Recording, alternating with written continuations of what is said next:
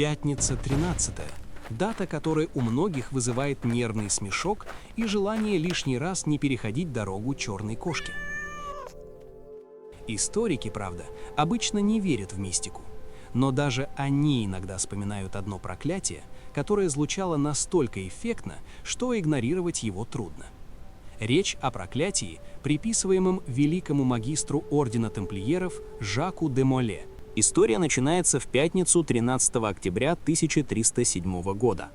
Французский король Филипп IV Красивый, человек умный, но крайне нуждающийся в деньгах, решил свою проблему просто – арестовал тамплиеров. Орден был богатым, влиятельным и, к несчастью для себя, слишком независимым. Начался судебный процесс, который больше напоминал плохо замаскированную конфискацию имущества. Тамплиеров обвиняли в ереси, пытали, допрашивали и в итоге орден разгромили, а его руководителей казнили. В 1314 году на костре оказался и сам Жак де Моле, 23-й и последний магистр ордена тамплиеров. По легенде, перед смертью он решил оставить последнее слово, причем весьма громкое. Он обратился к папе римскому Клименту V и королю Филиппу IV, заявив примерно следующее: мол, вы судили несправедливо, так что увидимся на Божьем суде. Папу он пригласил в течение 40 дней, а короля в течение года. Звучало это как средневековая версия фразы «мы еще встретимся».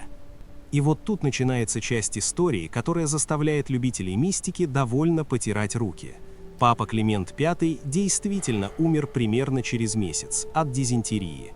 Болезнь, кстати, тогда была распространенной и смертельно опасной, так что никакой магии тут может и не быть. Но совпадение получилось эффектное. А менее чем через год умер и сам Филипп IV. Его смерть до сих пор окружена слухами. По одной из версий, он мог быть отравлен, возможно, людьми, сочувствовавшими тамплиерам. Легенда на этом не остановилась и со временем разрослась. Поговаривали, что проклятие коснулось не только самого короля, но и его потомков, вплоть до 13-го поколения. И если посмотреть на судьбу французских монархов того времени, сторонники мистики начинают довольно уверенно кивать. У Филиппа IV было 3 сына. Будущие короли Людовик X, Филипп V и Карл IV. Казалось бы, династия обеспечена наследниками, но у всех 3 возникла одна и та же проблема. У них не оказалось выживших сыновей, которые могли бы продолжить прямую линию. Династия Капетингов, правившая Францией столетиями, внезапно уперлась в тупик. Особенно странной выглядит история с Иоанном I, которого прозвали «посмертным».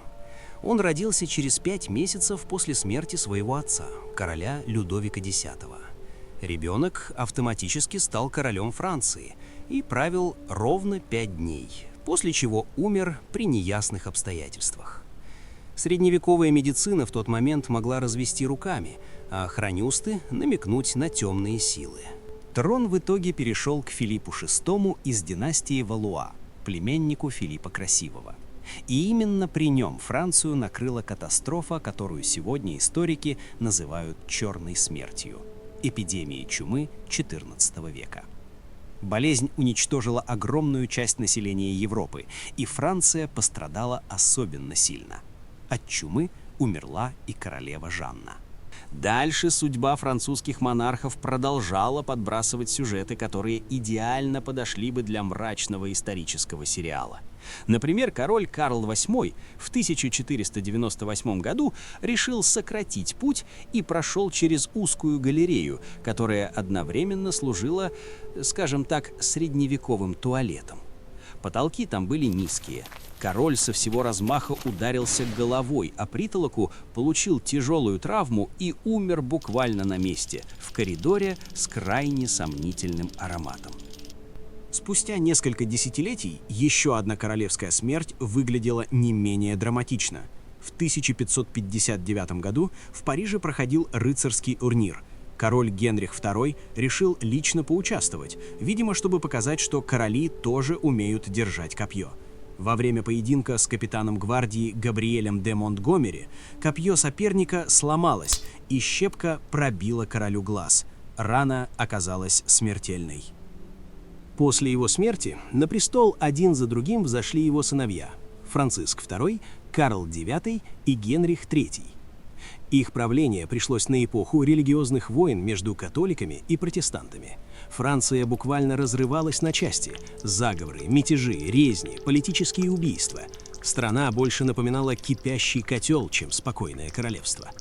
Особенно громким стало убийство герцога Гиза, одного из лидеров католической партии и серьезного претендента на власть. Приказ отдал король Генрих III. Когда герцога хоронили, в Париже прошла огромная демонстрация.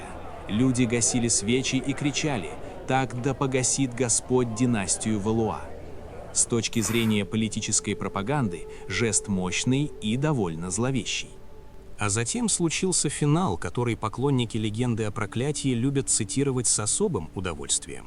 1 августа 1589 года Генрих III, 13-й монарх в линии Капетингов и Валуа, был смертельно ранен монахом Жаком Климаном.